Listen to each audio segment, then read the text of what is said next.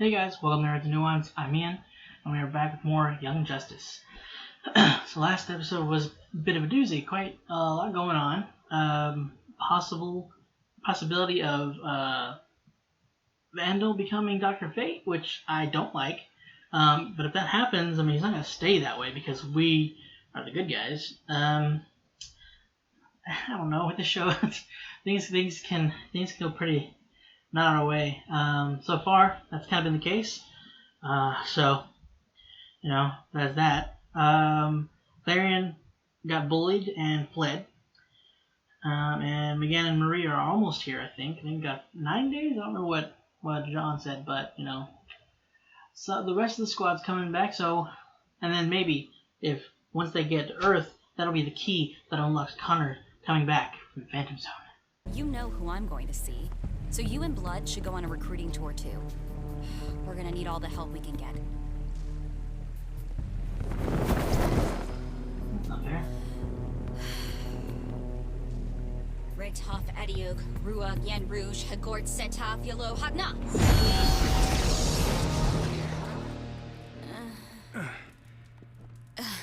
Using the Yonk always takes it out of me.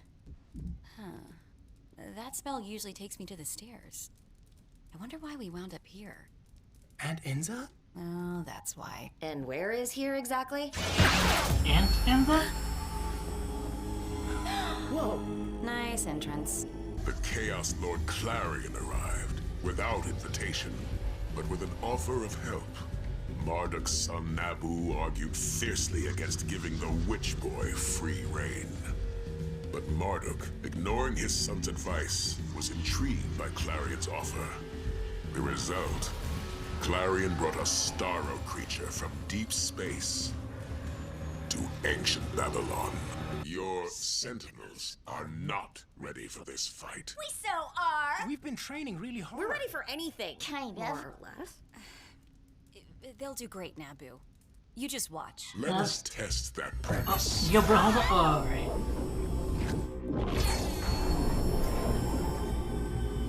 Bruh. Now is not the time. We don't got time for this.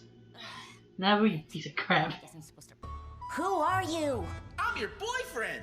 You're a puppet. I'm your puppet boyfriend! And I'm your puppet Oh. mentor. And I'm your puppet idol. Terrific.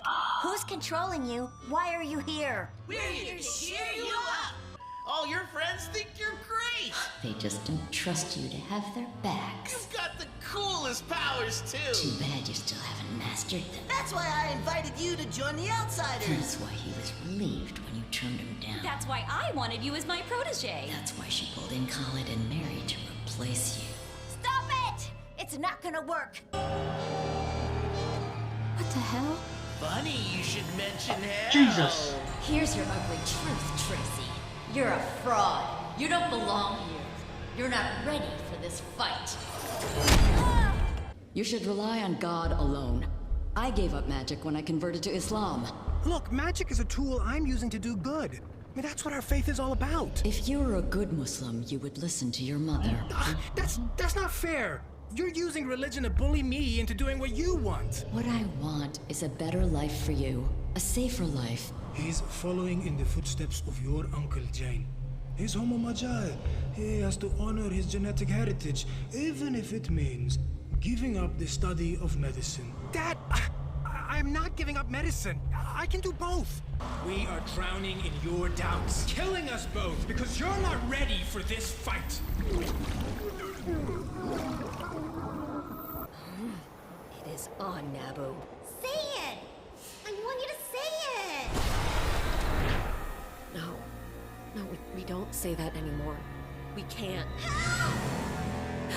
Say it and save me! What about? Speed of Mercury!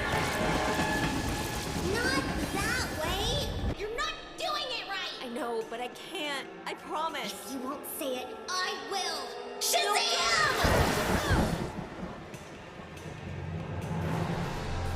Whoa. You don't have what it takes. Stamina of Atlas!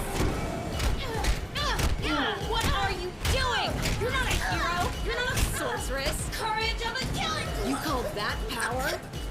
This is what real power looks like. Stop dabbling in half measures. He was already in his own way a champion of order, willing to defy his father, Marduk, Chaos's immortal mortal ally upon the Earth. What better candidate for Order's purpose? So the Lords of Order recruited Nabu's soul, now free of the limitations of his fragile mortal form. The Helmet of Fate would act as the anchor for his spirit on the mortal plane. The only thing required was a human host body capable of channeling Nabu's mystic power. Such hosts were not always easy to come by. You need a bunch of them. I live with these voices. I work through my insecurities every day. But I am not a quitter. I didn't have to join the outsiders. I'm already on the team. I work, I train, I make myself better. And I don't fear failure or let it stop me. Well, not for long anyway.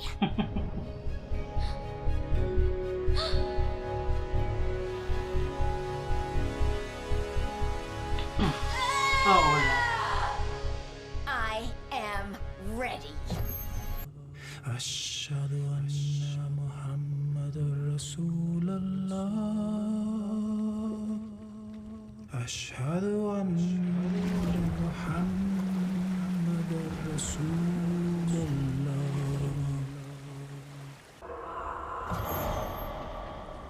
I am a man of faith, science, and mysticism, a Muslim and Homo Magi. I will forge a new way forward on a path built by those before me. I can and will be both a doctor and a sorcerer. That is my jihad, my inner struggle. My faith will strengthen and guide me as I walk along this path. So are his parents actually supportive? I feel like that more him would be. I'm ready. I hope. Look at me. I'm beautiful. I'm powerful. I am better and stronger than anyone and anything. Why wouldn't you want this? No. When Freddy and I came to you, you agreed it wasn't right. No, you need me.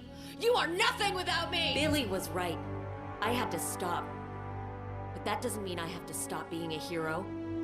I can use my connection to you to become a sorceress. To be just as important and powerful as you ever were. Without abandoning who I am.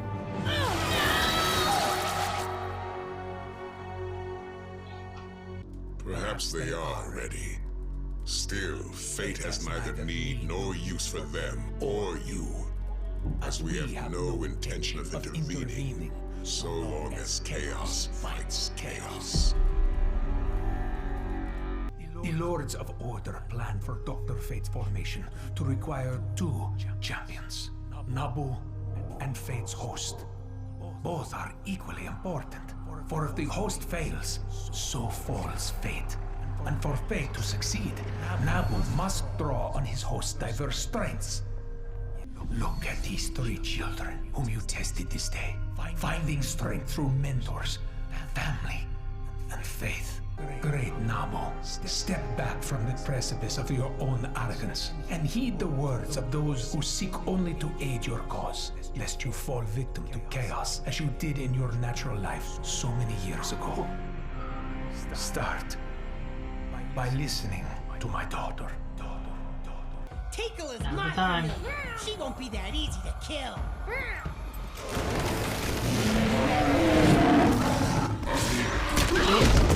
Tickle! Nabu!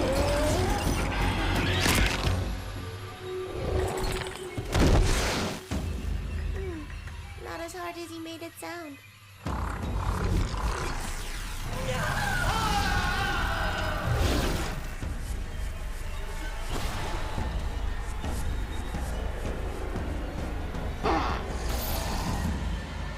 Well, I guess we don't gotta worry. Or too late, huh?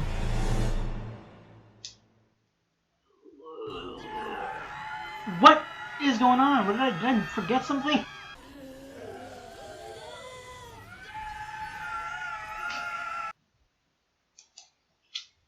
On the bright side, there is no longer going to be a fight that they got to deal with. That'll, cause a lot of collateral damage. However, now she's going to be here, causing more chaos. He's kind of been wrangled in a bit. She's not going to have that situation. Oh god. Man, freaking everybody, including Dr. Fate, looked terrified. I wonder if that was Dr. Fate or if that was Zatara coming through on that end. And Klarion, I don't know if he was tearing up because, he knew he was going to be forced back to the rest of the Lords of Chaos, or because he cared about Kiko. I thought that was a bit... I forget that now that they're on a streaming platform, they're a little more loose with what they get away with. So, yeah. They didn't show the actual snapping, but you heard it, and then you saw the aftermath of, the blood coming down, coming from the nose, and the neck kind of a bit turned more than it should. I don't know if I ever recall, there being an insinuation of Zatara being a religious person, which is very interesting. Just because a lot of times they don't really portray that too often, not so overtly, which was ballsy, I feel like, because a lot of people, or not a lot of people, but some people might get, roll their eyes or get frustrated at it. But it's kind of interesting because just with both Zatara and with Khaled, their their faith doesn't contradict what, their abilities are their belief in their abilities, the kind of ability, mysticism. That's pretty much the same thing with Nabu as well. He's kind of, he's a different entity than Zatara's faith speaks of. So, I don't know, this is interesting that's still, they showing that melding with it. And I really like what they did with Khaled too. It's I don't know if the parents, the way they represented them, if he had conversations with them like that, or he was more, if that was just him. Because, we saw all, with everybody else, it was they're fighting their inner demons. And Khaled did too, fighting his inner demon of, in the scrubs, and telling him that, to focus on, becoming a doctor and everything, you're shirking your studies and all that. But then, also the parents come in. I don't believe that Mary or, what's her name? I'm sorry. Tracy had other representations for them. Granted, Tracy had the puppets, and when Mary was fighting herself, Billy later, or version of Billy, her mind's version of Billy shows up, but still, for Mary, she didn't have any oppressor that was other than her. Billy showed up to help her. But with Khaled, images or representations of his parents were there. I think that was, I'm thinking that was just them, his doubts and his, fears being represented in his family. Maybe he's thinking that they're thinking they're they're putting forth all this effort and this money to help me get through, to get through college, to become a doctor, and he's just worried that he's going to be disappointing them, that, that maybe he's, it's separate from his faith, that it's contradicting, but it's his faith that kind of helps him in every aspect of what he's doing, becoming a doctor, and his medicine, him wanting to heal people, to help people, also leads to, kind of manifesting his abilities in a way. And the way what he's focusing in on mysticism, like using mysticism to heal people and all that stuff. Like that was really cool. Like how they showed him fighting that and dealing with that doubt, and with all of them. Like the way I felt really bad for Tracy because yeah, I mean for everything, all of them actually, because I still don't know. Well, one at a time. Sorry. With obviously her doubts and like maybe not fully controlling her abilities, but she's working on it and using kind of urban magic as her doubts were saying. That feeling making her think that would be limited. And that she doesn't have anything to bring forth to the team, thinking that people were just kind of pretending to be there for her, or just putting up a front with Mary, thinking that she's nothing without the power, that she using it as a crutch, but it's more so she's using that as a bridge to delve further into sorcery to further her own kind of power, not necessarily the power of Shazam, the Wizard Shazam. That was kind of sort of making her a different person. I guess it was like taking a toll on her, so I guess it's a why. But she said they can't say it anymore. So, like, what's Captain Marvel? I don't recall if we've seen Captain Marvel this season. I know we saw him last season. That was 2 years prior. Was it 2 years prior to this season? Let's see. No, wait. What was the time jump for this one? Let me see. Did I write that down in the beginning? It is 1 year later. Okay. So yeah, I'm not sure what's the whole of them going through. I mean, they can say Shazam, but they're just not calling themselves, the Marvels anymore. Captain Marvel and Sergeant. I guess they called it Sergeant Shazam. I'm not sure. But yeah, that was just proving to take over her life, and she wasn't herself anymore, I guess. So, answer as to why she's not becoming, just Sergeant Mary, Sergeant whatever her name was in this, or that it was now at the time, whatever. And I forgot that what she did was kind of like using abilities one at a time. It was not like over, fully taking over her, but she's just like, taking elements to boost her when she needs it. So the Lords of Order, they were kind of like, guys, I think we're kind of fecking out. I think we're just saying we're helping by giving these guys like a little bit of our juice, just kind of give them the, a little helping hand, sort of feel how chaos is messing with the mortal life, and then they realize, I don't think this is working. I think we're just kind of not watching after ourselves, but like I don't know, not feeling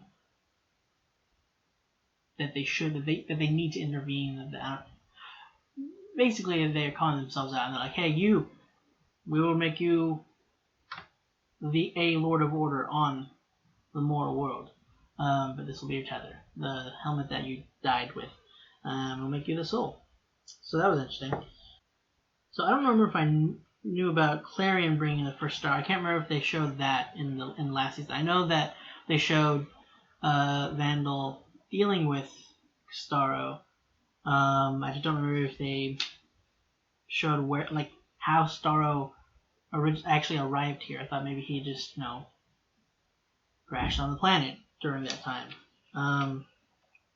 It was Klarion who showed up. And again, Vandal just needs to realize that it's not, working with Klarion isn't working out for him.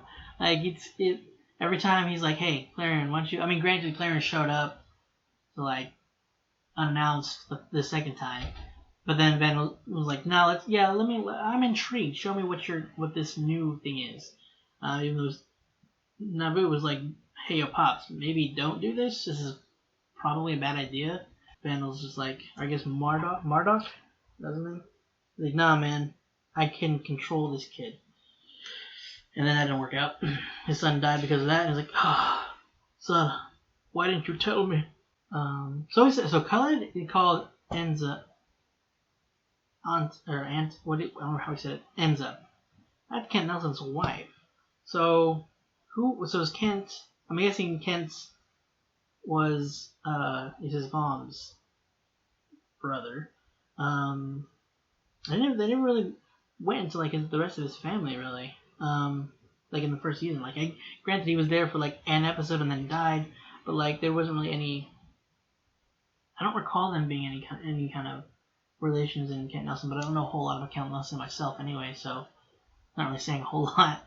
But that's interesting. I didn't know Khaled was related to Kent Nelson. That's very interesting. So it's kind of like sort of alludes like where kind of like the magic in their family, because like Kent had it, and apparently his mom had been using it as well, but then she, turned away from magic when she converted to Muslim.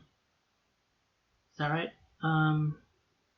I don't know. I mean, I'm just curious, like if they had a conversation, but because they seem to support him afterwards, and I don't know if that was more like he wants them to be supportive of him. I mean, I know he would want to, but I mean like they don't, and he wishes that they would, or they had argued to him with at a time, but then now that they're on his side at this moment in his life, I don't know. I kind of want to know that. I really like seeing Zatara again, because we don't get to see a whole lot of him. I like seeing him talk with Nabu and actually like kind of like turn his own words, not only his own words, but just like give a bit of wisdom of his own. Just like, dude, you rely on others as well. You're not just gonna be working on your, you're not just gonna do this on your own. Don't just tackle the situation when, chaos is at its peak. You listen to Kent Nelson, when he had you join the Justice Society, and then listen to me when I had you stay on the League. Where you have others that will fight with you, and then you should fight for them. They need your help. So I really liked that Zatara was able to have a say in that. He was able to kind of, I think he was, getting through to Nabu. Which unfortunately I think it was a little too late. I mean, Clarion's not dead. He just doesn't have a tether here anymore, so he was sent back up. I just don't know if they can basically cage him. I don't know.